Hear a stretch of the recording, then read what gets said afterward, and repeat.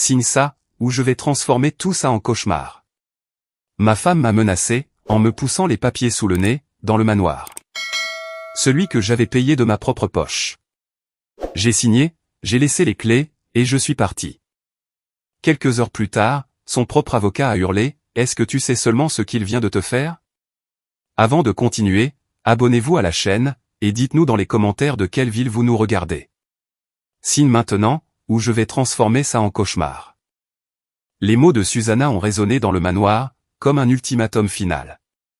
Elle a poussé les documents contre moi avec tant de force, que j'ai failli tomber en arrière. Ses yeux brillaient de ce mélange de haine et de triomphe, que seul quelqu'un qui prévoit de vous détruire peut avoir. Les papiers tremblaient dans mes mains. Le manoir de 4 millions, que j'avais payé tout seul. Les souvenirs de famille, transmis sur 3 générations. Les comptes bancaires. Tout. Elle a souri, avec une immense satisfaction. Comme si le fait de me laisser sans rien, allait me détruire. Tu vas signer, ou tu as besoin que j'appelle mon avocat, pour que ça devienne vraiment très moche. Sa voix était de la glace pure. J'ai regardé ses papiers. Puis, je les regardais, et sans un seul mot, j'ai pris le stylo. J'ai signé, page après page. Chaque signature était comme arracher un morceau de mon âme. Ou du moins, c'est ce qu'elle a cru voir. J'ai laissé les clés sur une table en marbre. Je me suis levé, et j'ai marché vers la porte de ce qui avait été ma maison. Elle a lâché un rire. Ce rire qu'elle avait répété, qu'elle avait préparé, pour ce moment précis. Je savais que tu n'aurais pas le cran de te battre, à la fin, m'a-t-elle crié, alors que je sortais. Je ne me suis pas retourné. Je ne lui ai pas donné cette satisfaction. Je suis simplement parti. 3 heures plus tard, alors qu'elle célébrait ça au champagne dans mon manoir, son téléphone a sonné. C'était Maître Enrique, son propre avocat. Je n'y étais pas, mais on m'a raconté plus tard, que ses cris ont été entendus jusqu'au jardin. As-tu la moindre idée de ce qu'il vient de te faire, lui a-t-il hurlé, avec un désespoir que même lui ne pouvait contrôler. Susanna a lâché son verre. Le liquide s'est répandu sur le tapis perçant, qu'elle aimait tant. Mais je vais un peu trop vite. Pour comprendre comment nous en sommes arrivés là. Comment une femme, qui jurait de m'aimer, a fini par essayer de tout me voler. Et comment sa victoire parfaite s'est transformée en son pire cauchemar. Je dois vous ramener 18 mois en arrière. Car rien de tout cela n'a commencé avec ces papiers. Cela a commencé bien plus tôt, un jour ordinaire, qui allait tout changer. Je m'appelle Renato. J'ai 46 ans, et j'ai passé les 20 dernières années à construire quelque chose de valable. Je ne suis pas né avec de l'argent. Je n'ai rien hérité de plus que mes souvenirs de famille, une montre de poche en argent, ayant appartenu à mon grand-père, un acte de propriété, pour un terrain que mon arrière-grand-père avait acheté avec les économies de toute sa vie, et un service d'argenterie antique que ma grand-mère avait apporté lors de son immigration. Des choses sans grande valeur monétaire, mais avec un poids émotionnel inestimable. Chaque euro que j'ai gagné, je l'ai fait de mes propres mains. Avec mon cerveau, avec des nuits blanches, et des jours sans repos. J'ai fondé une entreprise technologique, quand personne ne croyait en moi. Quand les banques me fermaient leurs portes. Quand ma propre famille me disait que j'étais fou, de quitter un emploi stable pour poursuivre un rêve. J'ai commencé dans le garage d'un appartement de 2 chambres, que je partageais avec ma sœur, Iris. Elle a été la première à croire en moi. Elle écrivait du code jusqu'à 4 heures du matin. Elle organisait les finances avec une vieille calculatrice, et beaucoup de fois. Les premières années ont été brutales. Il y avait des semaines où nous mangions des pâtes à la sauce tomate, car c'était tout ce que nous pouvions nous permettre. Mais nous avions quelque chose que l'argent ne peut pas acheter, la détermination. L'entreprise a commencé à croître. Lentement au début, puis plus vite. Nous avons obtenu notre premier gros client. Puis un autre. Puis 10 de plus. En 5 ans, nous sommes passés de 2 personnes dans un garage, à 50 employés dans un vrai bureau. En 10 ans, nous étions 120 personnes, avec des contrats dans 3 pays. Et je travaillais toujours, comme si j'étais encore dans ce garage. Parce que je savais, que tout ce que l'on construit peut s'effondrer, si l'on arrête d'en prendre soin. C'est à ce moment-là, juste quand les choses commençaient à se stabiliser, que j'ai rencontré Susanna. Elle travaillait comme réceptionniste, dans un hôtel où je séjournais lors d'un voyage d'affaires. Elle était magnifique, je ne vais pas le nier. Mais ce qui m'a attiré, ce n'était pas seulement son apparence. C'était sa façon de parler. La façon dont elle semblait sincèrement intéressée par ce que je faisais. Elle m'a posé des questions sur mon entreprise, sur mes projets, sur mes rêves. Après des années à me concentrer uniquement sur le travail, trouver quelqu'un qui semblait me voir comme autre chose qu'un patron ou un partenaire, c'était rafraîchissant. Nous avons commencé à sortir ensemble. Elle semblait si différente des femmes que j'avais connues auparavant. Elle disait qu'elle admirait mon éthique de travail. Que ça l'inspirait de voir quelqu'un qui avait construit tant de choses à partir de rien. Tu es la preuve que les rêves se réalisent quand on travaille pour les atteindre, m'a-t-elle dit un soir, alors que nous dînions dans un restaurant modeste que j'avais choisi. Elle ne s'est même pas plainte de la simplicité du lieu. Cela m'a conquis.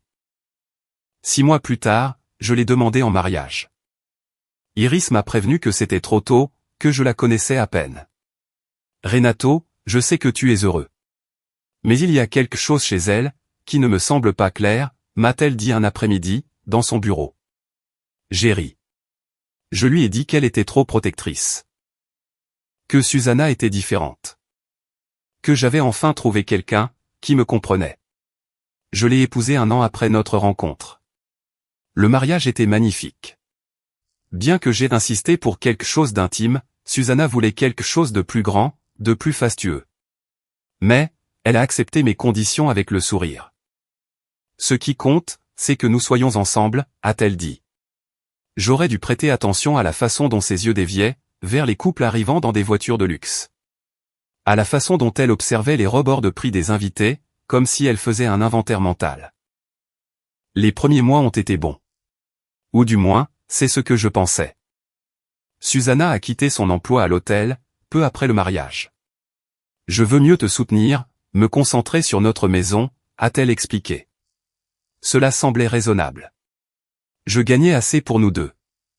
Et après des années à travailler sans relâche, l'idée d'avoir quelqu'un qui m'attendait à la maison était réconfortante.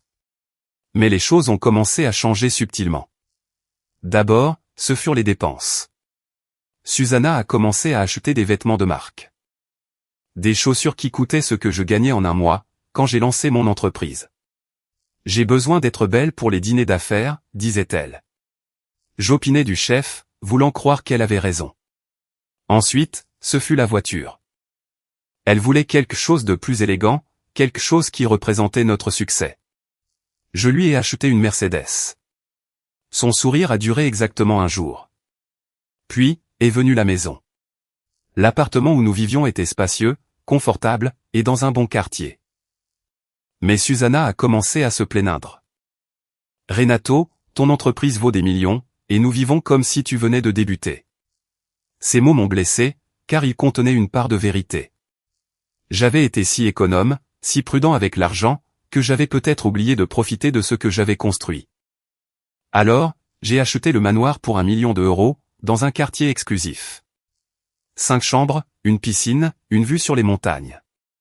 Tout ce dont elle disait avoir toujours rêvé.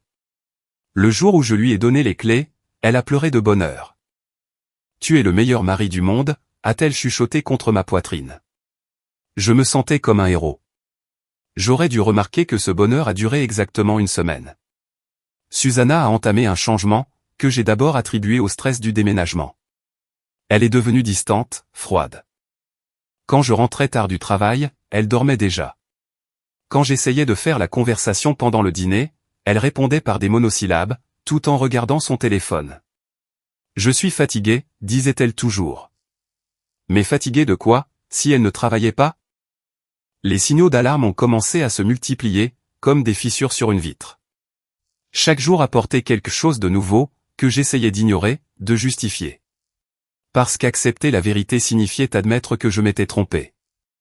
Et moi, Renato, l'homme qui avait bâti un empire à partir de rien, je ne pouvais pas m'être trompé sur la personne avec qui je partageais ma vie.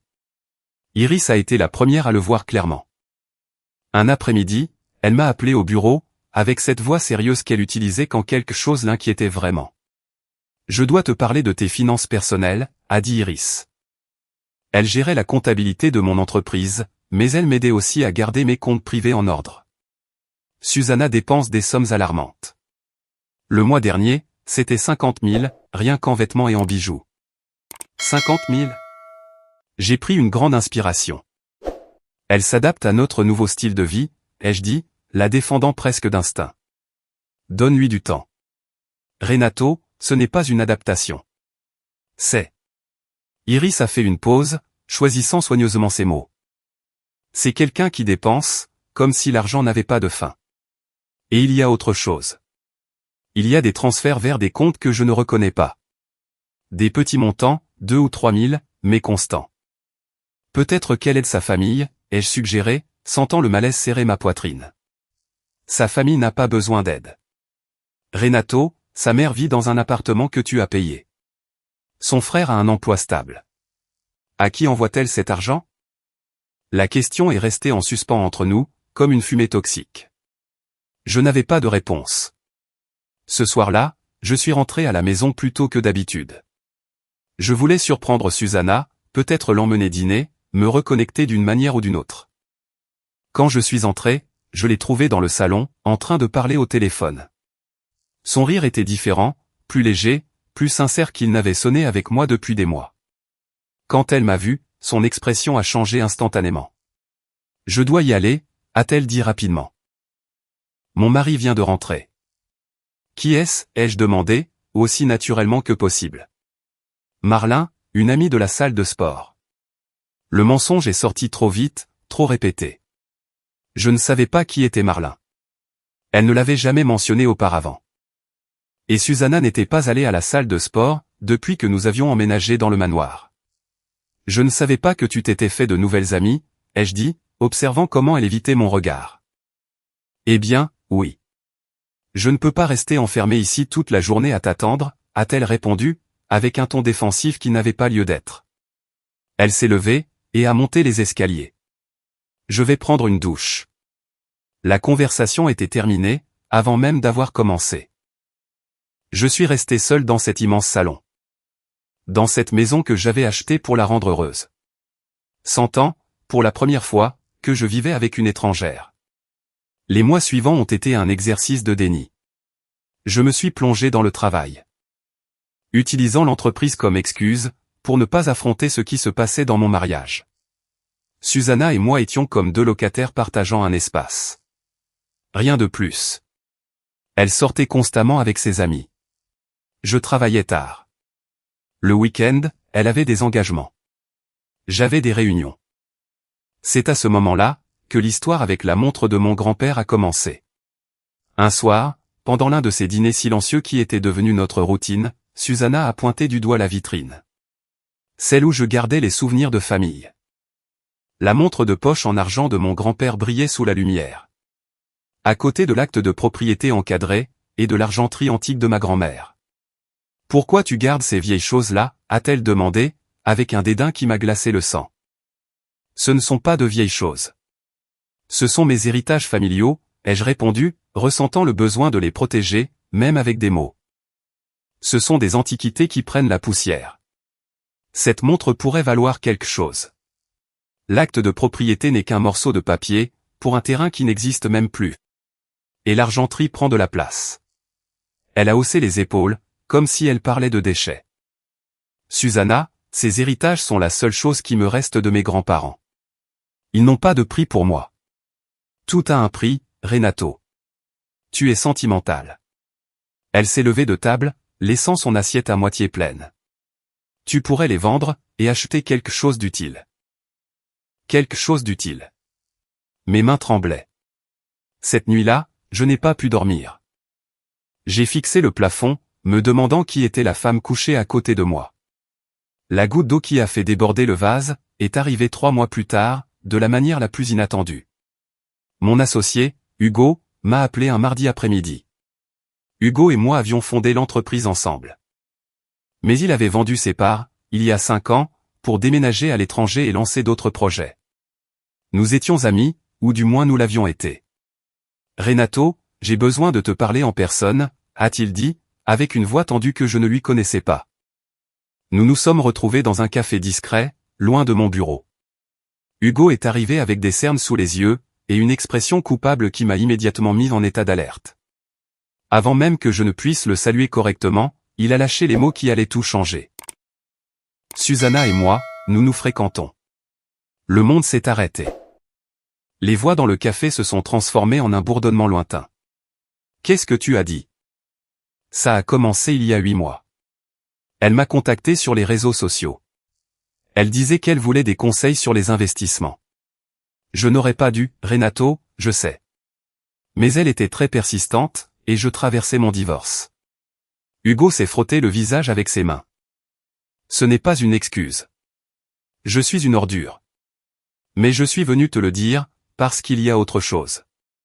Quelque chose de pire. Pire? Comment pouvait-il y avoir quelque chose de pire? Elle ne veut pas juste une liaison. Elle a un plan. Hugo a sorti son téléphone avec des mains tremblantes. Elle a pris des captures d'écran de nos conversations.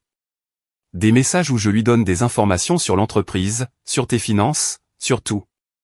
Renato, elle prévoit de divorcer, et de tout prendre. Elle m'a utilisé pour obtenir des informations. Il m'a montré les messages, l'un après l'autre. Des conversations où Susanna posait des questions sur le fonctionnement des actions de l'entreprise. Sur mes comptes bancaires, sur les propriétés. Et Hugo, cet idiot, lui avait tout dit, pensant que c'était une curiosité innocente. Mais il y avait plus.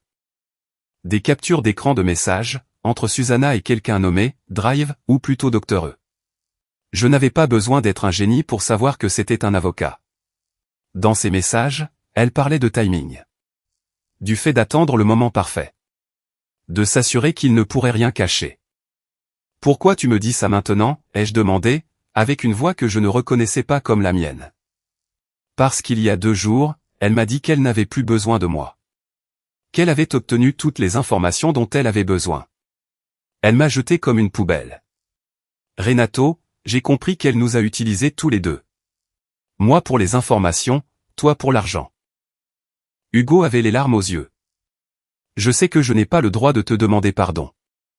Je suis juste venu te prévenir, avant qu'il ne soit trop tard. J'ai quitté ce café en pilote automatique. J'ai conduit sans but pendant des heures, digérant ce que je venais d'entendre. Chaque moment étrange des derniers mois prenait soudain tout son sens. Les dépenses excessives, les appels secrets, le mépris pour mes souvenirs de famille. Tout avait été calculé. Quand je suis enfin rentré à la maison ce soir-là, Susanna regardait la télévision dans le salon. Comme si de rien n'était. « Tu es en retard », a-t-elle dit, sans se retourner. Je l'ai regardé. Je l'ai vraiment regardé. Et j'ai vu une étrangère. Une étrangère, qui avait étudié chaque aspect de ma vie, pour tout me voler. J'ai eu une réunion qui a duré plus longtemps que prévu. J'ai menti, parce que j'avais besoin de temps pour réfléchir. C'est toujours pareil avec toi. Travail, travail, travail. Son ton était agacé. Comme si mon travail, ce même travail qui payait pour tout ce dont elle profitait, était un inconvénient personnel. Cette nuit-là, allongé dans le noir, j'ai pris une décision. Je n'allais pas l'affronter. Pas encore. Parce que si j'avais appris quelque chose, en 20 ans de création d'entreprise, c'était ceci, l'information et le pouvoir, et le timing est essentiel. Le lendemain, j'ai appelé Iris. J'ai besoin que tu me trouves le contact du meilleur avocat spécialisé en divorce que tu connaisses. Mais elle doit être discrète. Totalement discrète. Que s'est-il passé, a-t-elle demandé. Bien que son ton suggéra qu'elle savait déjà. Tu avais raison au sujet de Susanna. Au sujet de tout. Ma voix s'est légèrement brisée. Et j'ai besoin de protéger ce que nous avons construit, avant qu'il ne soit trop tard. Il y a eu un silence à l'autre bout de la ligne. Puis, Iris a dit, je connais quelqu'un. Son nom est Marlin. Elle est implacable. Marlin. Quelle ironie, que Susanna ait utilisé ce nom pour un mensonge. Marlin s'est avéré être exactement ce dont j'avais besoin. Une femme dans la cinquantaine, avec des yeux qui avaient vu trop d'histoires comme la mienne. Son bureau était sobre, sans luxe inutile. Avec des étagères pleines de codes juridiques, et des dossiers parfaitement organisés. Quand je suis entré, elle avait déjà un carnet ouvert, et un dictaphone sur le bureau. Iris m'a expliqué les grandes lignes. Maintenant, j'ai besoin que vous me disiez tout, en détail. Et quand je dis tout, Je veux dire tout.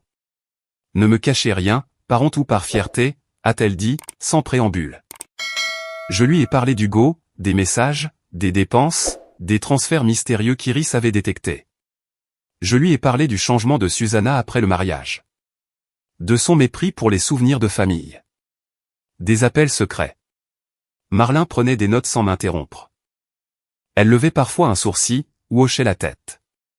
Quand j'ai eu fini, elle s'est adossée à sa chaise, et m'a étudié avec une intensité inconfortable. Renato, votre femme est en train d'exécuter ce que nous appelons un divorce prédateur. Elle prépare le terrain depuis des mois. Peut-être même, depuis avant de vous épouser. La question est, à quel point êtes-vous prêt? Prêt pour quoi? À protéger ce que vous avez construit. Parce que je vous garantis, qu'elle va tout rafler. Le manoir, les comptes, les actions de votre entreprise, les souvenirs de famille. Tout. Marlin s'est penché en avant. Et si nous n'agissons pas maintenant, avec intelligence et furtivité, elle va en obtenir une grande partie. La réalité de ces mots m'a frappé comme un coup de poing. Que dois-je faire?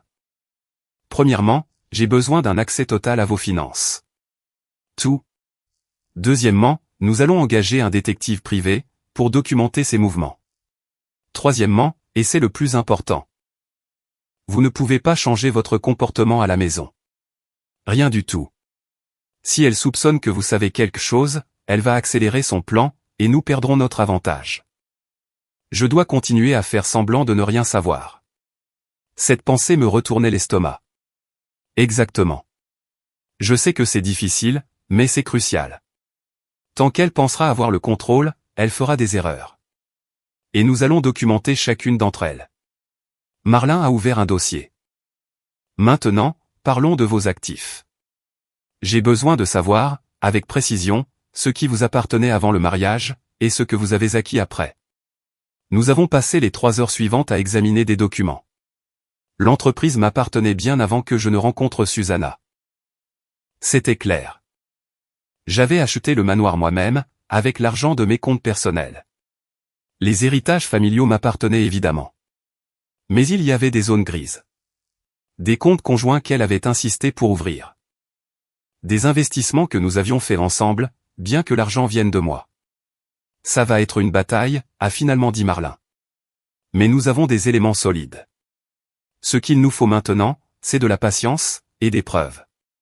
Beaucoup de preuves. J'ai engagé le détective privé la semaine même. Son nom était Elias, un ex-détective avec 20 ans d'expérience. Je ne vais pas vous mentir, monsieur Renato. Ça peut devenir moche. Êtes-vous sûr de vouloir savoir tout ce que je vais trouver? Tout, ai-je répondu, sans hésitation. Les 2 mois suivants ont été les plus durs de ma vie. Chaque matin, je me réveillais à côté de Susanna, je lui disais bonjour, et je simulais la normalité. Elle continuait sa routine. Sortie avec ses amis, achats excessifs, appels mystérieux. Et j'agissais comme le mari inconscient que j'avais toujours été. La nuit, après qu'elle se soit endormie, j'examinais les rapports d'Elias. Des photos de Susanna entrant dans des cafés avec Hugo. Des photos d'elle dans des restaurants chers, avec des hommes que je ne connaissais pas. Des enregistrements de conversation, où elle parlait de moi avec mépris. Il est tellement prévisible, disait-elle à une amie dans un bar. Il travaille tellement, qu'il ne remarque même pas ce qui se passe sous son nez. Chaque preuve était un coup de poignard. Mais je les conservais toutes. Marlin m'avait appris à voir cela comme un dossier d'affaires, non comme une tragédie personnelle. Séparez l'émotion de la stratégie, me disait-elle. Pleurez dans mon bureau si vous en avez besoin. Mais chez vous, vous êtes un acteur. Et j'ai joué le jeu. J'ai si bien joué, que Susanna a commencé à prendre de l'assurance. Ses sorties sont devenues plus fréquentes. Ses dépenses plus effrontées. Un après-midi, elle est rentrée avec un collier de diamants qui coûtait 30 000. Je l'ai acheté pour moi, parce que je le mérite, a-t-elle annoncé, s'attendant à ce que je proteste. Il te va à merveille, ai-je dit, en ravalant ma rage. Elle a semblé déçue qu'il n'y ait pas de drame. Iris était mon seul soutien pendant ces journées. Nous nous retrouvions dans son bureau après le travail, et je m'autorisais à enlever le masque. Je ne sais pas combien de temps encore je pourrais faire ça, ai-je avoué un soir, la tête entre les mains. Plus pour très longtemps. Marlin dit que nous avons presque tout ce qu'il nous faut. Iris a posé une main sur mon épaule. Tu sais ce qui m'effraie le plus? C'est que si tu avais été moins intelligent, elle aurait gagné. Elle aurait pris tout ce que tu as construit, et elle serait partie victorieuse. Elle peut encore gagner, ai-je dit amèrement. Pas si nous jouons mieux qu'elle. Iris avait cette détermination dans les yeux, que je connaissais depuis que nous étions enfants. Fais confiance au processus. Le détective, Elias, m'a apporté le coup de grâce. 3 semaines plus tard, il est entré dans le bureau de Marlin avec un épais dossier, et une expression sombre. J'ai trouvé quelque chose. Je ne sais pas si vous voulez le voir maintenant. Montrez-moi, les jeux interrompus. Il a ouvert le dossier, et a sorti une série de documents. Des transcriptions de SMS, entre Susanna et son avocat. Le fameux E, dont le vrai nom était Maître Enrique. Les messages étaient explicites. Elle planifiait le divorce depuis 1 an. 6 mois avant même que je ne me doute de quoi que ce soit. J'ai besoin que ce soit rapide et brutal, disait l'un des messages. Il ne doit pas avoir le temps de cacher des actifs. Un autre message était encore plus révélateur. Les héritages familiaux ont une valeur sentimentale. Je vais les demander aussi. Non pas parce que je les veux, mais pour les utiliser comme monnaie d'échange. Il nous cédera davantage, si nous menaçons de toucher à ce qui compte le plus pour lui. Marlin lisait les messages avec une expression impassible. Mais je voyais sa mâchoire se crisper. C'est de l'or au niveau juridique, a-t-elle dit enfin. Avec ça, nous pouvons prouver qu'il y a eu préméditation et malveillance. Mais il y a plus. Elle a regardé Elias. Il y a des preuves qu'elle a utilisé l'argent des comptes conjoints, pour payer cet avocat. Des milliers d'euros en consultation juridique, pour divorcer de vous. Payez avec votre propre argent. Monsieur Renato. Elias a sorti des relevés bancaires surlignés. Il y a aussi des transferts vers un compte offshore. Nous n'avons pas pu retracer le montant exact, mais nous parlons d'au moins 100 000, qu'elle a déplacés à votre insu. 100 000 mon argent, utilisé pour planifier ma propre destruction. Que faisons-nous maintenant, ai-je demandé, ressentant un calme étrange. Il n'y avait plus de douleur. Seulement de la clarté. Marlin a souri. Et pour la première fois, j'ai vu un peu de chaleur dans ce sourire. Maintenant, nous faisons quelque chose qu'elle n'attend pas. Nous allons la laisser lancer le divorce. Nous allons la laisser se sentir aux commandes. Et quand elle présentera ses exigences. Quand elle demandera le manoir, les héritages, et tout le reste. Nous aurons une surprise de prête. Quel genre de surprise? Le manoir qu'elle aime tant, est grevé d'une énorme hypothèque que j'ai contractée il y a 2 mois. Les comptes conjoints sont presque vides, car j'ai transféré l'argent vers les comptes d'investissement de l'entreprise. Ce qui est tout à fait légal. Les actions de l'entreprise sont dans un fonds en fiducie, que nous avons établi la semaine dernière. Et les souvenirs de famille. Marlin a ouvert un autre dossier. Les héritages sont maintenant dans un coffre-fort au nom d'Iris. Avec des documents juridiques prouvant qu'il s'agissait d'un don familial, antérieur au mariage. Je les regardais, incapable de croire ce que j'entendais. Quand avez-vous fait tout ça? Pendant que vous jouiez la comédie à la maison, je m'assurais qu'il n'y ait rien à voler. Chaque mouvement est légal, documenté, et blindé contre n'importe quel juge. Marlin a fermé les dossiers. Mais voici la partie difficile. Renato, vous devez la laisser penser qu'elle gagne. Vous devez signer tout ce qu'elle vous mettra sous le nez, sans vous battre. Quoi? Je me suis levé. Après tout ça, vous voulez que je lui donne ce qu'elle demande. Vous ne lui donnez rien de réel. Vous lui donnez une illusion. Un manoir endetté. Des actions sans valeur liquide immédiate. Des comptes vides. Marlin m'a regardé intensément. Et quand elle s'en rendra compte? Quand son propre avocat lui expliquera ce qu'elle a vraiment signé? Il sera trop tard pour reculer. Iris est intervenue. C'est une vengeance légale, Renato. Le meilleur type de vengeance. Je me suis rassis, assimilant le plan. C'était brillant. C'était cruel. C'était parfait. 2 semaines après avoir découvert l'intégralité du plan, Susanna a enfin abattu ses cartes. Je suis rentré un vendredi soir, et je l'ai trouvée assise dans le salon. Avec une posture trop formelle, trop répétée. Sur la table basse, il y avait une pochette cartonnée que j'ai reconnue immédiatement, des documents juridiques. Il faut qu'on parle, a-t-elle dit. Avec une voix qui essayait de paraître triste, mais qui trahissait une pointe de satisfaction. Ça ne marche plus, Renato. Je crois que nous le savons tous les deux. J'ai fait semblant d'être surpris, laissant mon visage exprimer de la confusion. De quoi parles-tu? De nous? De ce mariage? Elle a touché le collier de diamants, qu'elle avait acheté avec mon argent. Je ne suis pas heureuse. Je ne le suis plus depuis longtemps. Je pense que nous devrions nous séparer. Le scénario que j'avais répété avec Marlin s'est activé automatiquement dans mon esprit. Joue la surprise. Joue le mari blessé. Ne l'accuse de rien. Y a-t-il quelqu'un d'autre, ai-je demandé, avec une voix brisée. Non. Il ne s'agit pas de quelqu'un d'autre. Il s'agit de moi. De ce dont j'ai besoin. Le mensonge coulait avec fluidité, bien rodé. J'ai consulté un avocat. Et j'ai ici une proposition d'accord. Quelque chose de juste, pour nous deux. Juste. Le mot m'a brûlé la langue. Mais je n'ai rien dit. J'ai pris le dossier, avec des mains que j'ai laissées trembler légèrement. À l'intérieur, il y avait tout. Demande de divorce. Proposition de partage des biens. Demande de pension alimentaire. Mes yeux ont parcouru les chiffres, bien que je sache déjà ce que j'y trouverais. Elle demandait l'intégralité du manoir. 50% des actions de l'entreprise. 3 des 5 comptes bancaires. Et elle mentionnait spécifiquement tous les biens ayant une valeur sentimentale, y compris les antiquités et les héritages familiaux. Les souvenirs de famille. Voilà le coup conçu pour me briser. C'est tout ce que j'ai, ai-je dit d'une voix étranglée, la laissant voir ma douleur. C'est ce qui est juste, Renato. J'ai abandonné ma carrière pour toi. J'ai abandonné ma vie, pour ce mariage. Chaque mot était une performance, et elle l'ignorait complètement. L'avocat dit qu'avec ta position financière, c'est raisonnable. Tu pourras créer une autre entreprise. Tu pourras acheter une autre maison. Mais mes souvenirs de famille.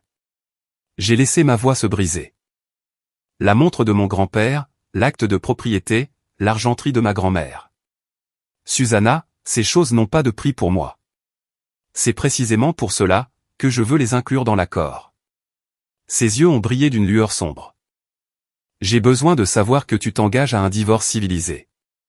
Si tu me poses des problèmes pour le reste, je pourrais peut-être reconsidérer la question des héritages. Mais seulement, si tu coopères totalement. C'était le chantage émotionnel. La carte qu'elle croyait imparable. Marlin m'avait prévenu que cela arriverait.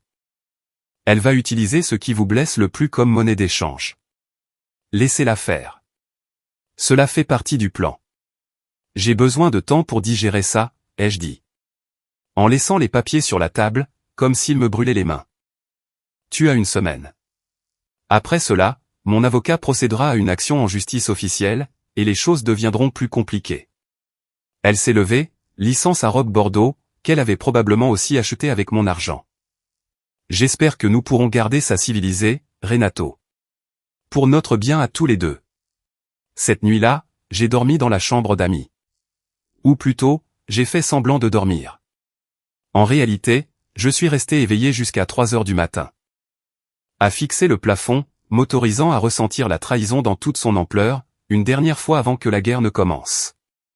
Le lendemain, j'ai appelé Marlin depuis le bureau. Elle l'a fait exactement comme vous l'aviez dit. Elle a mentionné les héritages. Elle s'en est servie spécifiquement comme chantage émotionnel. Exactement comme vous l'aviez prédit. J'ai fermé les yeux, ressentant l'épuisement de ces mois de comédie. Êtes-vous sûr que ça va marcher? Renato, je fais ça depuis 25 ans. Des personnes comme Susanna, j'en ai vu des dizaines de fois. L'avidité les rend prévisibles.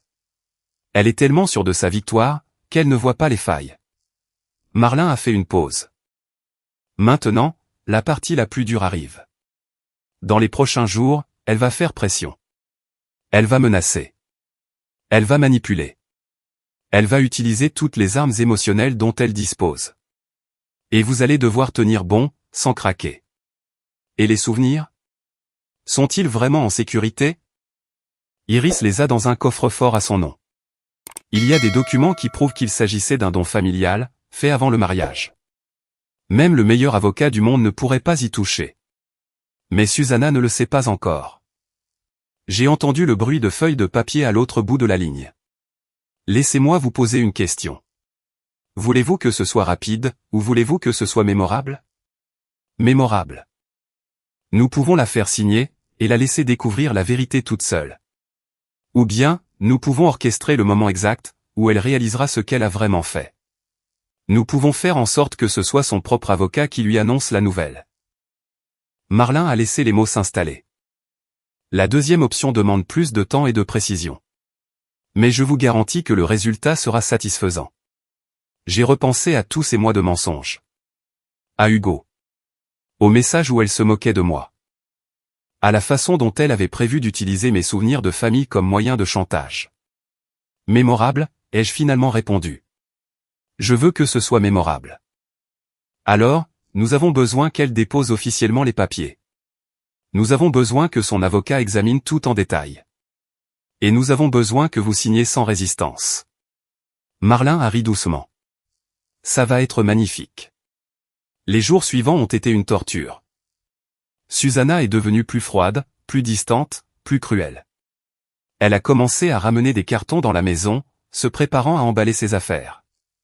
Je vais avoir besoin que tu déménages dans un hôtel pendant que ça suit son cours, m'a-t-elle dit un matin, au petit déjeuner. C'est inconfortable pour nous deux, d'être ici. C'est ma maison, ai-je répondu. Avec une étincelle calculée de résistance. Ce sera bientôt ma maison, a-t-elle corrigé avec un sourire. Lis les papiers, Renato. Si tu ne signes pas cette semaine, mon avocat va rendre les choses beaucoup plus douloureuses pour toi. Pense à tes héritages familiaux. Pense à quel point ils pourraient souffrir dans un processus juridique prolongé. Des choses si délicates peuvent s'égarer. La menace était claire. Elle était prête à détruire ce qui m'était le plus cher, par simple cruauté. Marlin avait raison. L'avidité l'avait rendue prévisible, mais l'avait aussi rendue monstrueuse. Cet après-midi-là, Hugo m'a appelé. Pour la première fois depuis sa confession. Renato, c'est moi. Je sais que je n'ai pas le droit de t'appeler, mais il fallait que je te prévienne. Susanna m'a recontacté. Que veut-elle maintenant? Elle veut que je témoigne en sa faveur. Elle dit que je peux témoigner sur ton comportement. Sur la façon dont tu aurais prétendument négligé notre mariage, en travaillant trop. Hugo avait l'air misérable. Je lui ai dit non. Je lui ai dit que je ne voulais plus rien avoir à faire avec elle. Et elle m'a menacé. Elle a dit qu'elle avait des informations compromettantes sur moi, et qu'elle les utiliserait si je ne coopérais pas. Quel genre d'informations? Ça n'a pas d'importance. Ce sont des mensonges. Mais Renato, elle est prête à détruire quiconque se mettra en travers de son chemin, fais attention. La ligne a coupé. J'ai immédiatement appelé Marlin. Hugo dit que Susanna le menace pour qu'il témoigne contre moi. Parfait. C'est de l'extorsion. Peut-il le prouver? Il a les messages. Dites-lui de nous les envoyer. Chaque erreur qu'elle commet est un clou de plus dans son cercueil juridique. Marlin paraissait presque enjoué. Vous savez ce que ça m'indique? Qu'elle est désespérée. Qu'elle sent qu'elle a besoin d'assurer sa victoire. Et quand les gens deviennent désespérés, ils commettent de plus grosses erreurs. Le mercredi de cette semaine-là, 5 jours après que Susanna eut déposé les papiers, Maître Enrique s'est présenté à mon bureau sans rendez-vous. C'était un homme d'une 60aine d'années. Avec un costume cher, et un air de supériorité qui m'a immédiatement irrité. Monsieur Renato, je suis ici au nom de votre femme, a-t-il commencé, en posant une mallette sur mon bureau, sans y être invité. Je crois comprendre que vous avez eu le temps d'étudier la proposition d'accord. Ma cliente attend une réponse définitive. Votre cliente peut attendre jusqu'à la fin de la semaine, comme nous en avions convenu, ai-je répondu calmement. Monsieur Renato, je vais être franc avec vous. C'est la meilleure offre que vous obtiendrez si cela va jusqu'au procès. Ma cliente a des preuves de négligence conjugale. De prioriser le travail plutôt que la famille. Un comportement qui justifie une indemnisation plus importante. Il a sorti un dossier. Nous avons préparé des témoignages. Nous avons des documents prouvant les dépenses que vous avez autorisées, impliquant que vous acceptiez une certaine responsabilité dans le maintien du style de vie de ma cliente. Chaque mot était un scénario bien rodé. Êtes-vous en train de me menacer, maître Enrique? Je vous montre la réalité. Vous pouvez signer maintenant, et garder tout cela civilisé. Ou bien, vous pouvez vous battre, et tout perdre de toute façon. Seulement après avoir dépensé des centaines de milliers d'euros en frais de justice. Il s'est adossé à sa chaise. Je suis bon dans ce que je fais, monsieur Renato. Très bon. Et ma cliente m'a donné carte blanche, pour m'assurer qu'elle reçoive ce qu'elle mérite. Ce qu'elle mérite. Ces mots flottaient entre nous comme du poison. J'ai regardé maître Enrique, avec l'expression d'un homme vaincu. Il était temps de livrer ma meilleure performance.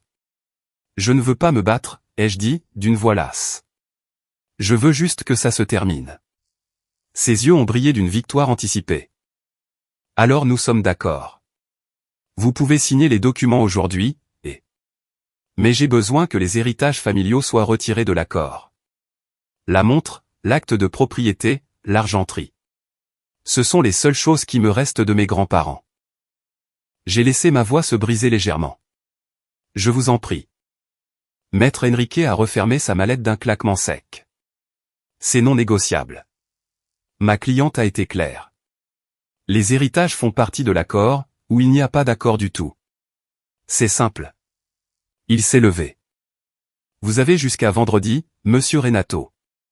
Après quoi, nous déposerons une plainte officielle. Et croyez-moi, ce ne sera pas agréable. Quand il a quitté mon bureau, j'ai attendu exactement 5 minutes avant d'appeler Marlin.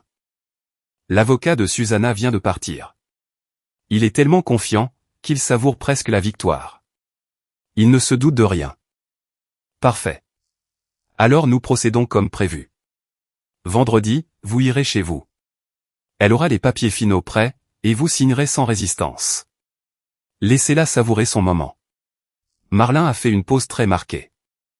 Parce que lundi, quand maître Enrique va réellement examiner ce qu'elle a signé. Quand il verra les vrais chiffres derrière les actifs. Tout son monde va s'effondrer. Êtes-vous sûr qu'il va vérifier? Qu'il ne l'a pas déjà fait? Renato, les avocats comme Enrique sont arrogants. Il part du principe que ses clients lui donnent des informations correctes. Il a examiné les documents que Susanna lui a fournis. Les valeurs qu'elle lui a rapportées. Il n'a jamais vérifié par lui-même.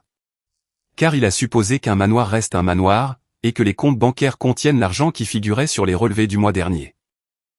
La satisfaction dans sa voix était palpable. Mais lundi, quand ils essaieront d'exécuter les transferts. Quand la banque leur dira que ces comptes contiennent moins de 1000 euros. Quand ils découvriront que le manoir est grevé d'une hypothèque pour 80% de sa valeur. C'est là que le vrai spectacle commencera. Cette nuit-là, j'ai à peine dormi. Non pas à cause de l'anxiété, mais par anticipation. Chaque pièce était à sa place.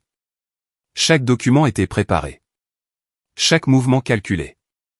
Marlin avait agi comme un maître des échecs, et j'avais été le pion avançant inexorablement vers le couronnement. Le jeudi après-midi, Iris est arrivée dans mon bureau avec une petite boîte. Les souvenirs, a-t-elle dit simplement, en les posant sur mon bureau. Ils sont en sécurité. Documentés, photographiés, avec des certificats d'ancienneté, et des lettres de ta grand-mère qui prouvent qu'il s'agissait d'un héritage familial, datant d'avant le mariage. J'ai ouvert la boîte. La montre de poche en argent de mon grand-père brillait sous la lumière.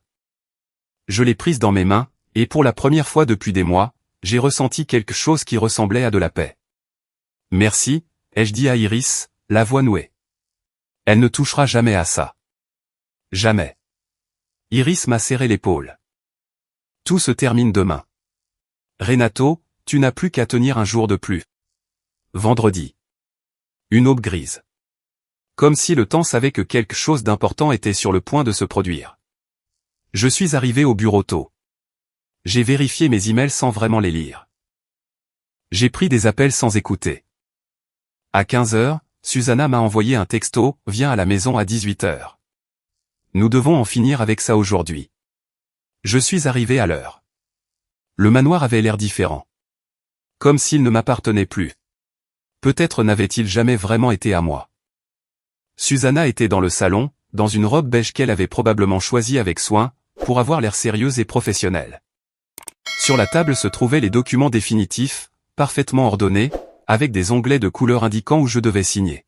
« Je pensais que tu ne viendrais pas », a-t-elle dit sans se lever. « Tu as dit qu'il fallait en finir. » Me voilà. Je me suis assis en face d'elle, regardant ces papiers qui étaient censés me détruire. L'avocat Enrique a tout examiné. C'est équitable, Renato. Plus que juste, compte tenu des circonstances. Elle a poussé un stylo vers moi. Signe, et nous pourrons tous les deux passer à autre chose. J'ai pris le stylo. Je l'ai tenu au-dessus du premier document.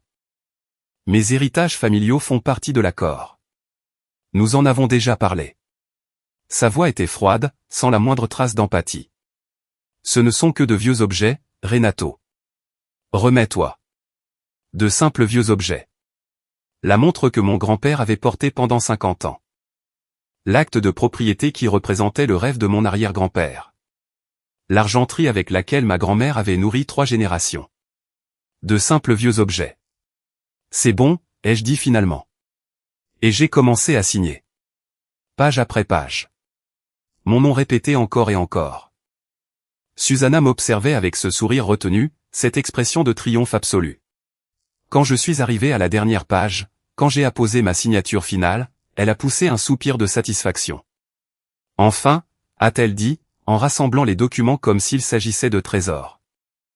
Je pensais que tu serais plus difficile à convaincre. Je me suis levé, j'ai sorti les clés du manoir de ma poche, et je les ai posées sur la table en marbre. Le son métallique a résonné dans le silence. La maison est à toi. Tout est à toi. J'espère que ça te rendra très heureuse. L'espace d'un instant. Juste un instant. J'ai vu quelque chose comme du doute traverser son visage. Comme si une partie d'elle soupçonnait que quelque chose clochait. Mais l'avidité est plus forte que l'intuition. Je le saurai, a-t-elle répondu, retrouvant son sourire victorieux. J'ai marché vers la porte. Je n'ai pas couru. Je n'ai pas regardé en arrière. Je suis simplement parti, la laissant là, avec ses papiers signés et sa victoire creuse. Je l'ai entendu rire alors que je fermais la porte. Un rire qui célébrait ma prétendue destruction. Ce qu'elle ignorait, c'est que ce rire durerait exactement 60 heures de plus. Je conduisis jusqu'au petit appartement que j'avais loué la semaine précédente. Un endroit simple, propre, sans luxe superflu. J'ai trouvé un vieux canapé que j'avais acheté d'occasion, et j'ai sorti mon téléphone. Un message de Marlin m'attendait. C'est fait. C'est fait, ai-je répondu. Parfait. Lundi, à 9 h du matin, la banque informera Maître Enrique que les comptes sont vides. À 10 h, le bureau du cadastre l'avertira de l'hypothèque du manoir. À 11 h, notre comptable lui enverra la structure réelle des actions de votre entreprise. Je pouvais sentir son sourire à travers le texte. Préparez-vous pour le spectacle. Cette nuit-là, j'ai mieux dormi que je ne l'avais fait depuis 1 an. Non pas dans un manoir à 4 millions d'euros, mais dans un modeste appartement aux meubles d'occasion. Et ce fut le meilleur sommeil de ma vie. Samedi et dimanche se sont écoulés dans un calme étrange.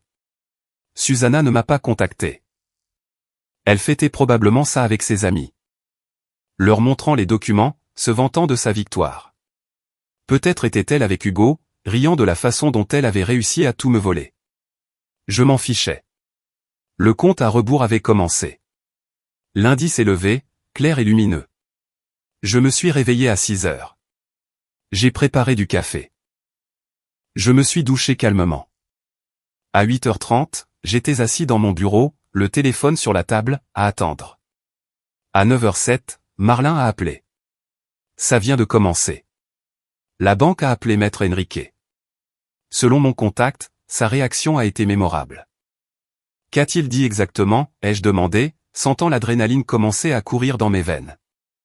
D'abord, il a pensé que c'était une erreur de la banque. Il leur a hurlé de vérifier à nouveau. Quand ils ont confirmé que les 3 comptes listés dans l'accord avaient des soldes inférieurs à 1 000 €, il a paniqué. Marlin paraissait presque amusé. Maintenant, il essaie de contacter Susanna, mais elle ne répond pas. Elle dort probablement encore, rêvant de sa victoire. À 9 h 30, Iris m'a envoyé un message. L'avocat Enrique vient d'appeler la banque qui détient l'hypothèque du manoir. Il a découvert que la propriété doit 200 000 euros. Mon contact à la banque dit que l'avocat est resté sans voix pendant près d'une minute entière. 200 000 euros. Sur une propriété de 4 millions. Susanna venait d'hériter d'une dette de proportions épiques, ainsi que d'une maison qu'elle ne pourrait probablement pas entretenir. À 10h15, mon téléphone a vibré. Un appel d'un numéro inconnu.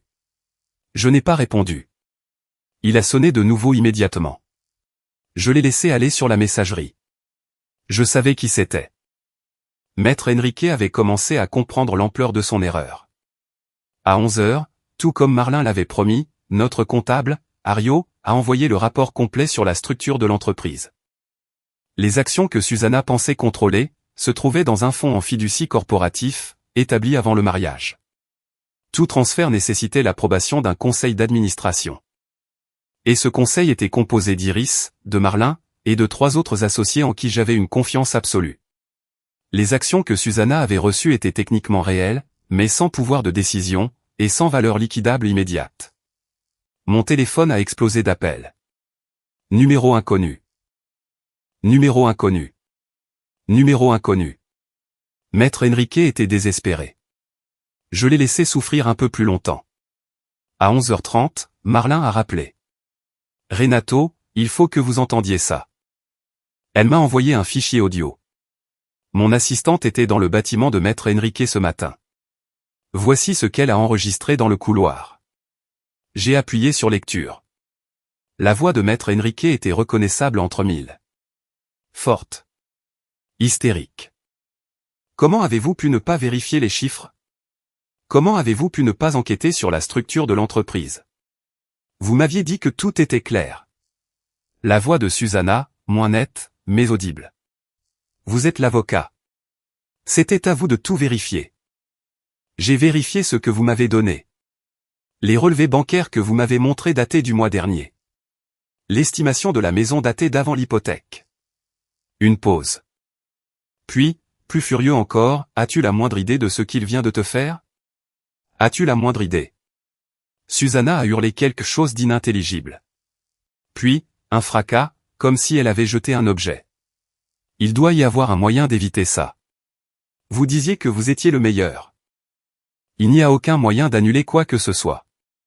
Vous avez signé. Il a signé.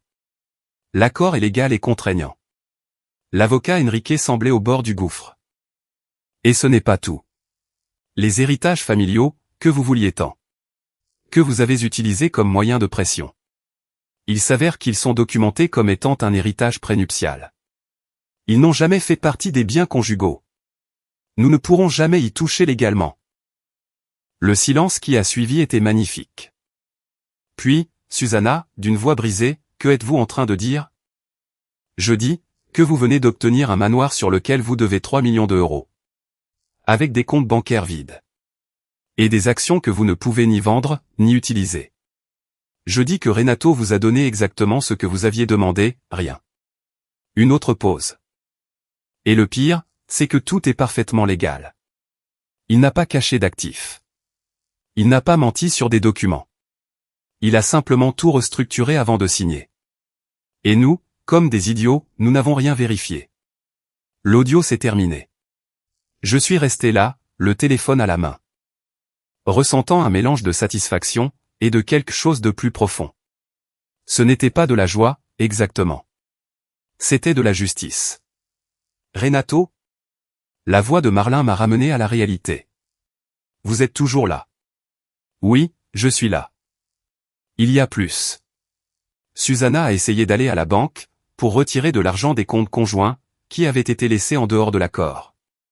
Ce qu'elle n'avait pas inclus, parce qu'elle pensait pouvoir y accéder après le divorce. Marlin a ri doucement. Ils sont gelés. J'ai déposé une requête ce matin, alléguant qu'il y avait eu des mouvements suspects dans les mois précédant le divorce. Le juge a accordé un gel temporaire jusqu'à ce qu'une enquête soit menée. Elle ne peut pas toucher un centime. Quant au manoir, la banque l'a déjà contacté. Les paiements de l'hypothèque sont dus dans 2 semaines. Ce sont des paiements de 15 000 par mois. Et elle n'a aucun revenu, aucune épargne accessible, et aucun moyen de vendre la propriété rapidement, parce que le marché est lent. Marlin a soupiré de satisfaction. Dans 3 mois, peut-être 4, la banque va saisir. Elle va perdre la maison de toute façon. Les pièces du puzzle s'assemblaient enfin parfaitement. Susanna n'avait pas seulement perdu. Elle avait perdu d'une manière qui allait la noyer sous les dettes pendant des années. La maison qu'elle désirait tant allait devenir sa prison financière. Mon téléphone a de nouveau vibré. Cette fois, c'était un SMS d'un numéro que je connaissais. Susanna. Il faut qu'on parle. Je n'ai pas répondu. Un autre message. Renato, s'il te plaît. Pouvons-nous arranger ça? Puis un autre. J'ai fait une erreur. Je suis désolé. Nous pouvons recommencer. Et un autre. Tu ne peux pas me faire ça. Ce n'est pas juste. Les messages ont continué d'arriver pendant l'heure qui a suivi. Des supplications. Des menaces. D'autres supplications. C'était fascinant de voir le masque tomber complètement. Elle n'était plus la femme froide et calculatrice, qui m'avait fait du chantage. Elle était quelqu'un de désespéré, qui comprenait enfin qu'elle avait joué à un jeu qu'elle ne pouvait pas gagner. À 14 heures, Maître Enrique a finalement réussi à me joindre. Sa voix était complètement différente, de celle de l'homme arrogant qui était venu dans mon bureau. Monsieur Renato, nous devons parler, je vous en prie. Il y a eu des malentendus. Il n'y a aucun malentendu, Maître Enrique. Il y a des documents signés par les deux parties. Vous m'avez vous-même dit qu'ils étaient légaux et contraignants, ai-je répondu calmement. Monsieur Renato, soyons raisonnables. Ma cliente a été mal informée sur certains aspects financiers. Si vous pouviez envisager une renégociation. Votre cliente savait exactement ce qu'elle faisait. Elle a planifié ce divorce pendant plus d'1 an. Elle a utilisé mes souvenirs de famille comme chantage émotionnel. Elle a essayé de voler tout ce que j'ai construit. Ma voix s'est durcie. Et je lui ai donné exactement ce qu'elle a demandé. Fin de la conversation. Mais le manoir a une hypothèque énorme. Elle ne peut pas, ce n'est pas mon problème, docteur. C'est le problème de votre cliente. Et franchement, c'est aussi votre problème, pour ne pas avoir fait preuve de diligence, avant de la conseiller. J'ai marqué une pause. Maintenant, si vous voulez bien m'excuser, j'ai du travail. Bonne journée. J'ai raccroché avant qu'il ne puisse répondre. Il y avait quelque chose de profondément satisfaisant, dans ce clic final. Cet après-midi-là, j'ai retrouvé Marlin et Iris dans le bureau de Marlin. Il y avait du champagne sur le bureau. Bien qu'aucun de nous n'ait encore touché au verre. Ce n'était pas le moment de célébrer. C'était le temps de la réflexion. Comment tu te sens, a demandé Iris, en observant mon visage. Honnêtement, je ne sais pas, je me suis assis, laissant la fatigue des mois de comédie me rattraper. Je pensais que je me sentirais mieux. Plus. Victorieux. Ce n'est pas une victoire, Renato, a dit doucement Marlin. C'est la justice. Il y a une différence. Elle m'a utilisé. Elle avait prévu de tout me voler. Elle a menacé de détruire mes souvenirs de famille, juste par cruauté. J'ai levé les yeux vers elle.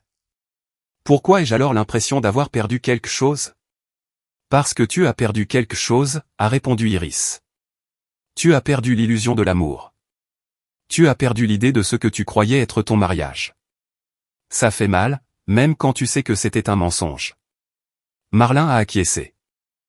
Ce que nous avons fait, c'était vous protéger. Nous l'avons empêché de vous détruire financièrement et émotionnellement. Mais ça ne veut pas dire que ça ne fait pas mal. Ça veut juste dire que vous avez survécu. Les semaines suivantes ont été étranges. Vivre dans ce petit appartement, après le manoir, aurait dû me donner l'impression d'avoir régressé. Mais au lieu de cela, je me sentais plus léger. Chaque matin, je me réveillais sans le poids de la comédie.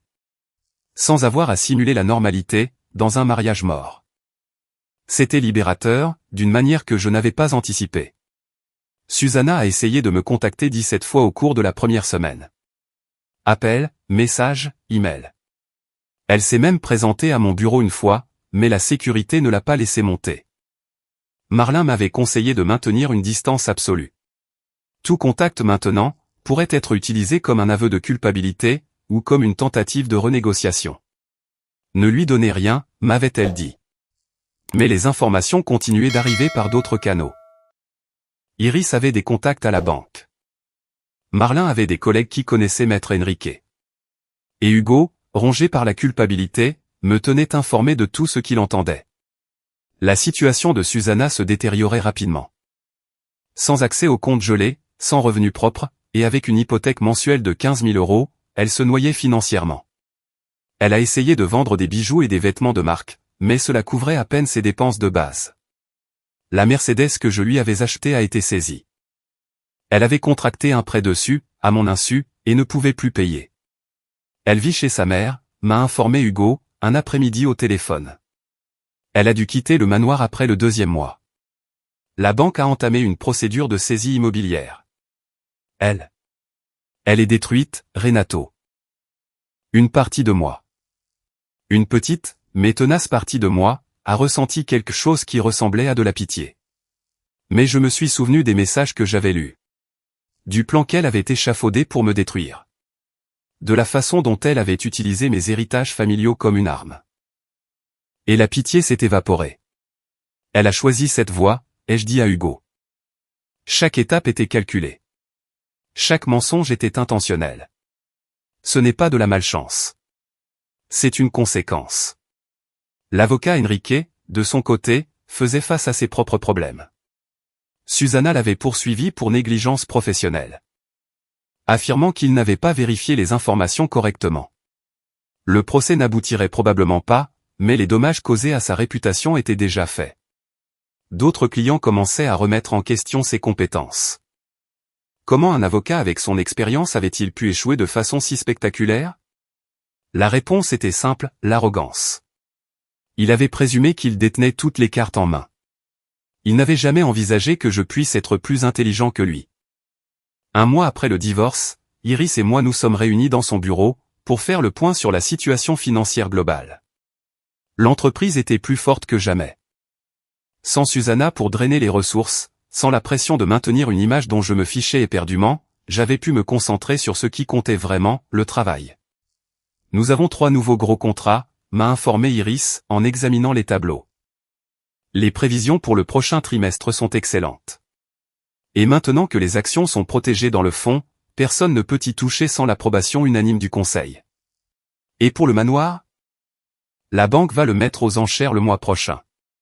Il demande 800 000 € pour couvrir le reste de l'hypothèque et les frais de saisie. Iris m'a regardé avec une drôle d'expression. Tu pourrais le racheter si tu voulais. À un prix inférieur à celui que tu avais payé au départ. L'idée m'a retourné l'estomac. Non. Cette maison est pleine de souvenirs que je préfère oublier. Laisse quelqu'un d'autre la voir. Quelqu'un qui pourra la remplir de vrais moments, et pas de mensonges. Et tu vas rester dans cet appartement pour toujours? Pour l'instant, oui. Il est confortable. Il est honnête. Il est à moi, sans complication. J'ai souri légèrement. En plus, ça me rappelle d'où je viens. Le garage. Tu te souviens? Nous avons commencé avec rien, et nous avons construit quelque chose de réel. Le manoir n'était que de l'ego. Ici, c'est l'essence. Iris a tendu la main vers la mienne, à travers le bureau. Je suis fier de toi, grand frère. Pas seulement pour la façon dont tu as géré ça, mais pour la façon dont tu l'assimiles. Beaucoup d'hommes dans ta position seraient devenus amers. Dangereusement vindicatifs. Toi. Tu t'es simplement protégé. Et tu l'as laissé affronter les conséquences de ses propres décisions. Marlin m'a appris quelque chose d'important, ai-je dit en réfléchissant. Elle m'a dit que la meilleure vengeance n'est pas de détruire quelqu'un. C'est simplement de ne pas se laisser détruire. De laisser leurs propres actions les couler, pendant qu'on va de l'avant. 2 mois après le divorce, j'ai enfin sorti la montre de mon grand-père du coffre, où Iris l'avait gardée. Je l'ai tenue sous la lumière de mon petit salon, regardant l'argent briller. Elle avait survécu à des générations. Elle avait survécu aux guerres, aux migrations, à la pauvreté. Et elle avait survécu à Susanna. Je l'ai ouverte avec précaution. À l'intérieur, gravé sur le couvercle, figurait le nom de mon grand-père, Enrique Garcia, 1943. Enrique. Comme l'avocat de Susanna. L'ironie m'a fait sourire amèrement. Mon grand-père avait été un homme honnête et travailleur, qui avait construit quelque chose à partir de rien. Maître Enrique était un homme qui vivait des conflits des autres. De promesses qu'il ne pouvait pas tenir. J'ai décidé de commencer à porter la montre. Plus enfermé dans une vitrine. Mais avec moi, comme un rappel de mes origines. De ce qui compte vraiment. Que les choses qui ont une valeur réelle, ne sont pas celles qu'on peut acheter. Mais celles dont on hérite, celles qu'on construit, celles qu'on protège. Un après-midi, 3 mois après que tout soit terminé, j'ai reçu un email de Susanna. L'objet disait simplement, « S'il te plaît, lis ceci ». J'étais sur le point de l'effacer sans l'ouvrir. Marlin m'avait mis en garde contre tout contact. Mais la curiosité l'a emporté. Je l'ai ouvert. Renato. Je sais que je n'ai pas le droit de te demander quoi que ce soit. Je sais que j'ai tout gâché. Je n'attends pas ton pardon, et je ne te demande pas d'aide financière. Je veux juste que tu saches, que j'ai enfin compris ce que j'ai fait. Pas seulement d'un point de vue légal. Mais moralement. Je t'ai utilisé. J'avais prévu de te voler. J'ai vu ton succès comme un dû, au lieu d'y voir le fruit de ton travail. Et je l'ai payé très cher. J'ai tout perdu, y compris ma dignité. Aujourd'hui, je travaille dans un restaurant. Je vis chez ma mère. Et chaque jour, je me réveille en sachant que tout cela est le résultat direct de mes décisions. Je ne demande pas ta compassion. Je veux juste que tu saches que tu as eu raison de te protéger. Et que si nos chemins se croisent un jour, je ne t'importunerai pas. Je te dois bien ça. Je te dois bien plus que ça. Mais au moins, je te dois la paix. J'ai lu le message 3 fois. J'y ai cherché des signes de manipulation. Un angle d'attaque. Un plan caché. Mais je n'y ai trouvé que de la lassitude, de la défaite, de l'acceptation. Je n'ai pas répondu. Il n'y avait rien à dire. Mais j'ai archivé l'email au lieu de le supprimer. Pas comme une victoire. Mais comme un point final. Ce soir-là, j'ai appelé Marlin pour lui parler du message. Pensez-vous qu'elle est sincère, lui ai-je demandé. Est-ce que ça a de l'importance, a-t-elle répondu. Sincère ou non, ce n'est plus votre problème. Vous avez tourné la page. Elle doit trouver sa propre voie maintenant, quelle qu'elle soit. Ça vous arrive, d'arrêter d'être avocate, et d'être juste humaine, lui ai-je demandé avec un brin d'humour. Être avocate, c'est être humaine, Renato. Surtout dans des cas comme le vôtre. Protéger les bonnes personnes, contre les mauvaises personnes.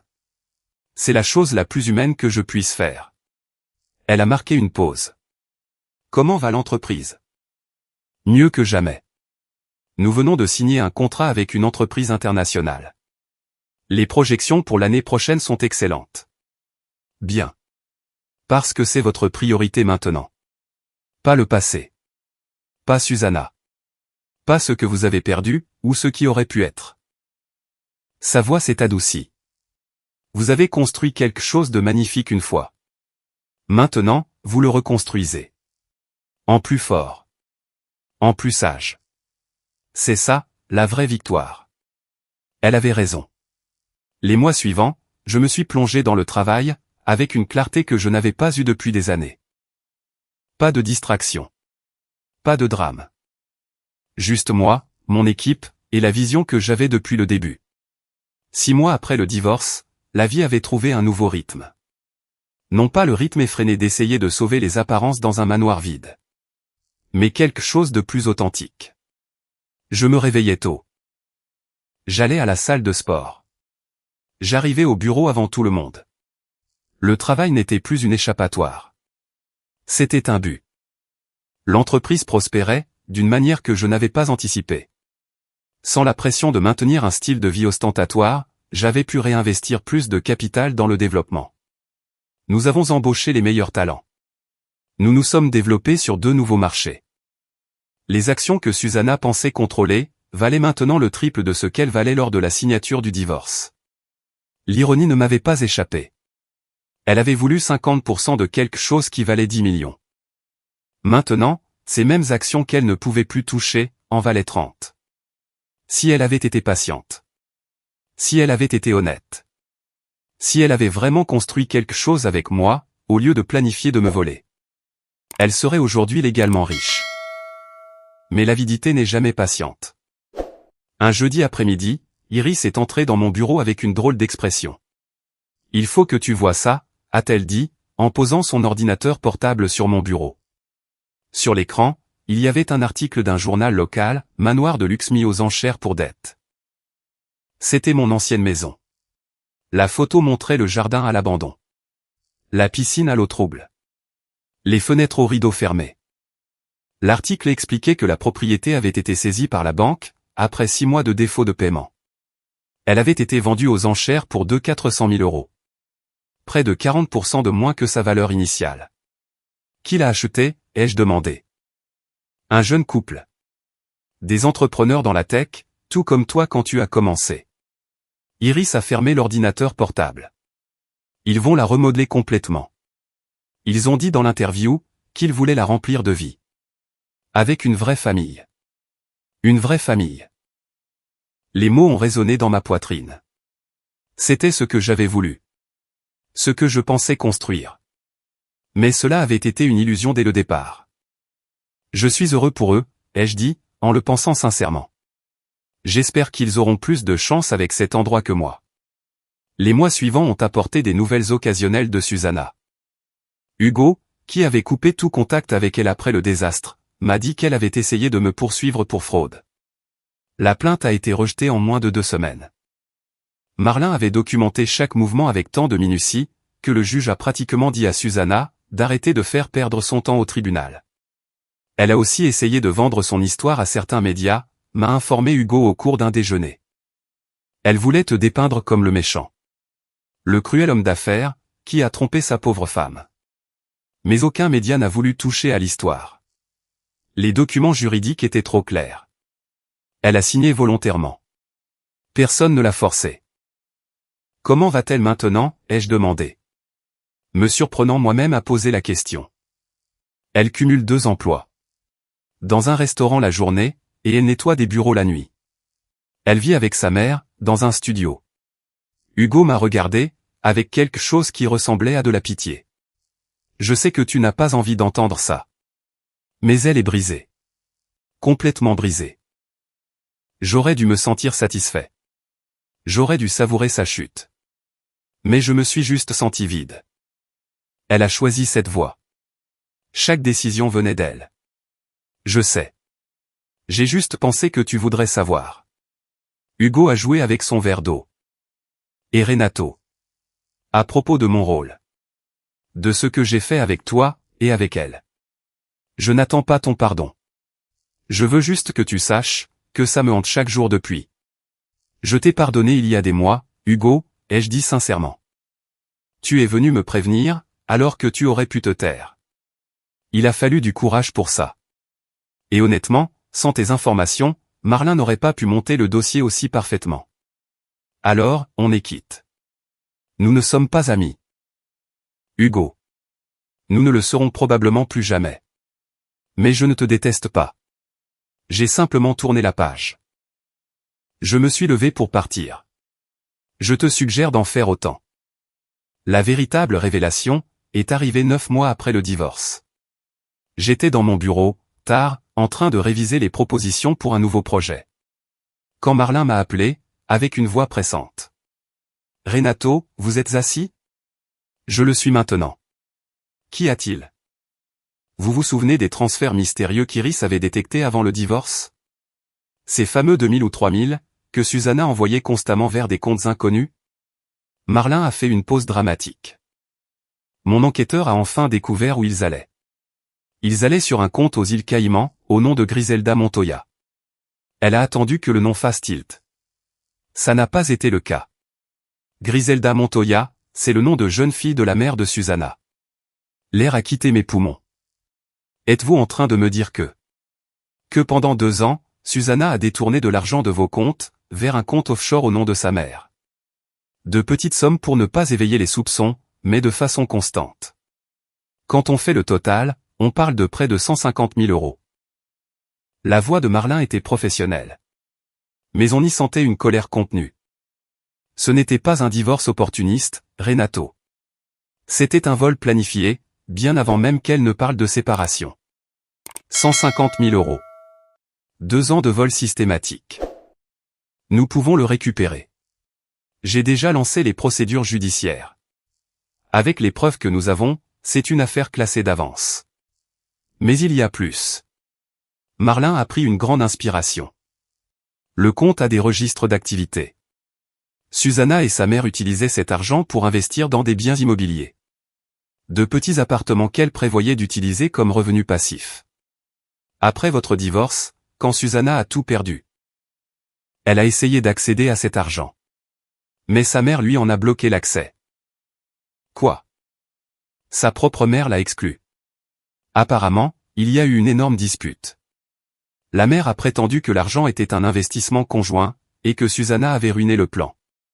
En gros, Susanna vous a volé pour enrichir sa mère. Et ensuite, sa mère l'a trahi quand elle en avait le plus besoin. L'ironie dans la voix de Marlin était palpable. C'est le karma sous sa forme la plus pure. Je me suis adossé à ma chaise, digérant l'information. Pendant tout ce temps, j'avais pensé que Susanna était la seule méchante. Mais ça avait été une opération familiale. Que faisons-nous? Nous les poursuivons toutes les deux. Nous récupérons l'argent, plus les intérêts et les dommages. Et je m'assurerai qu'elles fassent toutes les deux face à des conséquences judiciaires, pour fraude et pour vol. Marlin a fait une pause. À moins que vous ne préfériez laisser tomber. Non, ai-je dit fermement. Ce n'est pas une question d'argent. C'est une question de principe. Elles ont prévu de me voler pendant des années. Elles ont utilisé ma confiance, mon amour et ma générosité, comme des armes contre moi. Elles doivent faire face à de vraies conséquences. C'est bien ce que je pensais. Les documents seront prêts demain. Le procès contre Susanna et sa mère a été intenté une semaine plus tard. Le scandale fut immédiat. Il s'avère que Griselda Montoya avait une certaine réputation dans sa communauté. Elle se présentait comme une femme respectable, religieuse, guidée par de belles valeurs. Découvrir qu'elle avait facilité le vol systématique de son propre gendre a détruit cette image instantanément. Susanna a essayé de me recontacter. Cette fois, via un nouvel avocat. Elle a proposé de rendre tout l'argent, si j'abandonnais les poursuites. Trop tard, ai-je dit à Marlin. Elles avaient eu des années pour être honnêtes. Maintenant, elles allaient faire face à la justice. L'affaire est allée vite. Avec toutes les preuves que Marlin avait rassemblées, il n'y avait aucune défense possible. Le juge a statué totalement en ma faveur. Susanna et sa mère ont dû rembourser les 150 000 €, plus 75 000 € de dommages et d'intérêts. De plus, les biens qu'elles avaient achetés avec mon argent ont été saisis et vendus. Les bénéfices me revenant directement. Qu'est-ce que ça fait, m'a demandé Iris, après l'annonce du verdict. Honnêtement, je ne ressens plus rien pour elle, ai-je répondu. Ce n'est pas de la satisfaction. Ce n'est pas de la vengeance. C'est juste le point final. Elle a payé pour ce qu'elle a fait. J'ai récupéré ce qui m'appartenait. Et maintenant, je peux vraiment clore ce chapitre. Mais il restait une dernière once de justice à venir. Une chose que même Marlin n'avait pas anticipée. 2 semaines après le verdict, j'ai reçu un appel d'Elias, le détective privé. Monsieur Renato, je pensais que vous aimeriez savoir. L'avocat Enrique a été radié du barreau. Plusieurs clients ont déposé des plaintes, après sa performance dans votre affaire. Il a perdu sa licence pour exercer. Elias avait l'air presque joyeux. Apparemment, son arrogance a fini par le rattraper. Maître Enrique. L'homme qui m'avait menacé dans mon propre bureau. Qui avait promis de me détruire juridiquement. N'était plus aujourd'hui qu'un autre avocat déchu. Sa carrière avait pris fin, par sa propre incompétence, et par son ego. 1 an après avoir signé ses papiers dans le manoir, je me suis retrouvé assis dans mon petit appartement. La montre de mon grand-père à la main. Je la portais tous les jours, depuis que j'avais récupéré les souvenirs. Et le métal s'était réchauffé à la température de mon corps. Comme s'il reconnaissait son propriétaire légitime. L'entreprise avait atteint une valorisation de 50 millions €. Nous nous étions développés dans 4 pays. L'équipe comptait maintenant 200 personnes. Tout ce que Susanna avait essayé de voler, valait désormais 5 fois plus. Et elle n'en possédait pas un seul centime. Iris est entrée dans l'appartement sans frapper, comme elle le faisait toujours. Elle a apporté du café, et ce sourire qu'elle réservait aux bonnes nouvelles. Ils viennent de confirmer le contrat avec une entreprise européenne. C'est le plus gros que nous ayons jamais signé. Combien? 12 millions, sur 3 ans. Elle s'est assise en face de moi, observant mon visage. Tu sais ce que ça signifie? Que nous sommes enfin arrivés là où nous avons toujours rêvé. Ça signifie qu'elle a perdu la chance de faire partie de quelque chose de réel. Si elle avait été honnête. Si elle avait construit avec toi, au lieu de planifier de te voler. Elle serait multimillionnaire aujourd'hui. Légalement. Iris a pris une gorgée de son café. Mais elle a choisi la voie de la facilité. Et la voie de la facilité, finit toujours par être la plus difficile. Ce soir-là, Marlin m'a invité à dîner, pour célébrer la clôture officielle de toutes les affaires judiciaires liées à Susanna. Dans un restaurant discret, nous avons trinqué avec un vin, qui avait le goût de la victoire et du dénouement. Vous savez quelle est la partie la plus ironique de tout ça, a dit Marlin, en faisant tourner son verre. Susanna aurait pu avoir une vie incroyable. Mariée à un homme prospère, travailleur, et généreux. Un manoir, des voitures de luxe. Tout ce que l'argent peut acheter. Et elle a tout jeté par la fenêtre, par pure avidité. Ce n'était pas seulement de l'avidité, ai-je répondu en réfléchissant. C'était de la fierté. Elle avait besoin de sentir qu'elle avait gagné. Qu'elle avait conquis quelque chose. Elle ne pouvait pas simplement profiter de ce que nous avions. Elle avait besoin de me détruire pour se sentir puissante. Et dans le processus, elle s'est détruite elle-même. Marlin a levé son verre. À la justice silencieuse. La meilleure des justices. Nous avons trinqué. Mais mes pensées étaient déjà ailleurs. Sur les leçons apprises. Sur la façon dont j'avais failli tout perdre, en faisant aveuglément confiance. Sur la façon dont l'intelligence et la patience, avaient sauvé tout ce que mon grand-père, mon père, et moi, avions construit sur des générations. 2 semaines plus tard, j'étais dans mon bureau. La réceptionniste m'a informé que j'avais de la visite. Elle dit que c'est urgent. Son nom est Evely. Je ne connaissais aucune Evely. J'étais sur le point de refuser la visite, mais quelque chose m'a poussé à accepter. La femme qui est entrée avait une 30aine d'années. D'allure professionnelle, avec une mallette, et une expression sérieuse. Monsieur Renato, merci de me recevoir. Je suis Evely Cortez, journaliste d'investigation économique. Elle s'est assise, sans attendre d'y être invitée. J'écris un article sur les divorces prédateurs. Et sur la façon dont ils affectent les entrepreneurs à succès. Votre affaire a attiré mon attention. Je ne suis pas intéressé par l'idée de parler publiquement de mon divorce, ai-je dit immédiatement. Je ne vous demande pas de le faire. En fait, je peux garder votre identité anonyme si vous préférez. Elle a sorti un carnet.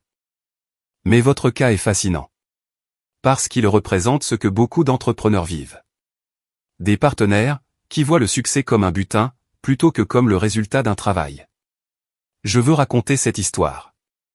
Pour aider les autres à se protéger, avant qu'il ne soit trop tard. Je me suis adossé à ma chaise. Pourquoi devrais-je vous faire confiance? Parce que je ne cherche pas le drame. Je cherche à éduquer. Votre histoire, racontée correctement, pourrait éviter à d'autres de traverser la même épreuve. Evely m'a regardé droit dans les yeux. Et franchement, je pense que vous voulez que quelque chose de bien ressorte de tout ça. Que ce ne soit pas juste une vengeance. Mais une protection. Elle avait raison. J'ai passé l'heure suivante à lui raconter l'histoire. Omettant les noms, mais gardant les faits. Elle prenait des notes. Posant parfois des questions perspicaces, qui montraient qu'elle comprenait non seulement la mécanique juridique, mais aussi le coût émotionnel. Que diriez-vous à quelqu'un, qui commence à soupçonner que son partenaire prépare quelque chose de similaire, a-t-elle finalement demandé. Je lui dirais de faire confiance à son instinct. De tout documenter. De chercher une aide juridique avant de confronter la personne. Et de comprendre la différence entre être généreux, et être naïf. J'ai touché la montre de mon grand-père. Je lui dirais aussi, de protéger ce qui compte vraiment. Pas seulement l'argent. mais les choses qui ont une valeur émotionnelle. Parce que ce sont les armes qu'ils utilisent, pour briser votre esprit. L'article d'Evely est sorti 3 mois plus tard, dans un grand magazine d'affaires. Mon nom n'y apparaissait pas, mais l'histoire était là. Claire et complète. Dans la semaine qui a suivi la publication, Marlin a reçu des appels de 17 entrepreneurs, demandant des conseils sur la protection préventive du patrimoine. « Tu as fait quelque chose de bien », m'a dit Iris, quand je lui ai montré l'article. « Tu as transformé ta douleur en outil de prévention pour les autres. » Ce même mois, j'ai pris une décision. Le petit appartement avait rempli son rôle. Il m'avait rappelé d'où je venais, et ce qui importait vraiment. Mais il était temps de passer à autre chose. J'ai acheté une maison modeste, dans un quartier calme. Pas un manoir. Pas un symbole de statut. Juste un vrai foyer, où je pourrais construire une vraie vie. Le jour du déménagement, j'ai placé les héritages familiaux sur une étagère spéciale dans mon bureau. La montre de mon grand-père. L'acte de propriété. L'argenterie de ma grand-mère. Ils étaient enfin là où ils devaient être. Protégés et honorés. Iris est venue m'aider à déballer. Pendant que nous rangions des livres, elle a demandé « As-tu pensé à faire des rencontres à nouveau ?» Je sais que c'est tôt, mais... Ce n'est pas tôt. Ça fait plus d'1 an. J'ai souri légèrement. Mais non, je ne suis pas encore prêt. J'ai besoin de reconstruire ma capacité à faire confiance. Et ça prend du temps. Tu es plus sage maintenant. Plus prudent. Ce n'est pas une mauvaise chose. Non, ça ne l'est pas. Mais je ne veux pas non plus devenir cynique. Je ne veux pas que Susanna me vole ça aussi. J'ai placé le dernier livre sur l'étagère. Un jour, je serai prêt. Quand je trouverai quelqu'un qui voit le travail comme un partenariat. Pas comme un butin. Quelqu'un qui construit avec moi. Au lieu d'attendre de me voler. 6 mois après avoir emménagé, j'ai reçu un tout dernier message de Susanna. Il était bref. Je sais que je n'ai le droit de rien demander. Je veux juste que tu saches que j'ai appris la leçon. Trop tard. Mais je l'ai apprise. Tu avais construit quelque chose de magnifique. Et je voulais juste le prendre. Tu as bien fait de te protéger. J'espère que tu trouveras le vrai bonheur un jour. J'apprends à construire le mien à partir de 0. Comme cela aurait dû être le cas dès le début. Je n'ai pas répondu. Il n'y avait rien à dire. Elle avait trouvé sa propre façon de tourner la page. J'avais trouvé la mienne des mois auparavant. Aujourd'hui, assis dans mon bureau, dans cette maison modeste, avec la montre de mon grand-père qui égrène le temps, je repense à tout ce qui s'est passé. Au fait que j'ai failli tout perdre. À la façon dont l'intelligence et la patience ont sauvé non seulement mon patrimoine, mais aussi ma dignité. Si je pouvais parler à quelqu'un qui traverse une situation similaire, je dirais ceci, la vengeance, ce n'est pas de détruire la personne qui vous a blessé. La vengeance, c'est de refuser d'être détruit. C'est de protéger ce que l'on a construit. C'est d'aller de l'avant, pendant qu'ils affrontent les conséquences de leurs propres décisions. Susanna n'a pas perdu parce que je l'ai détruite. Elle a perdu, parce qu'elle s'est détruite elle-même. Je me suis juste assuré de ne pas être sur le chemin, quand son propre château de cartes s'est effondré. L'entreprise continue de croître. Les souvenirs de famille sont en sécurité. Et je reconstruis non seulement ma vie, mais aussi ma capacité à faire confiance. À aimer. À être vulnérable à nouveau. Mais cette fois-ci, avec sagesse. Cette fois-ci, avec des limites. Cette fois-ci, en protégeant non seulement mon argent, mais aussi mon cœur. Parce qu'au final, ce que Susanna n'a jamais compris, c'est que la vraie valeur ne réside pas dans ce que vous pouvez prendre aux autres. Elle réside dans ce que vous pouvez construire de vos propres mains. Avec vos propres efforts. Avec votre propre intégrité. Et ça, personne ne pourra jamais vous le voler. Je regarde la montre de mon grand-père, une dernière fois ce soir. 3 générations en ont pris soin. Maintenant, c'est à mon tour de la transmettre à la suivante. Avec la leçon la plus importante que j'ai apprise, construisez toujours. Protégez ce qui compte. Et ne confondez jamais générosité et naïveté. Le manoir a été perdu. Le mariage a pris fin. Mais ce qui comptait vraiment. Les héritages, l'entreprise, ma dignité. Tout cela a survécu. Et c'est plus qu'une victoire. C'est la justice.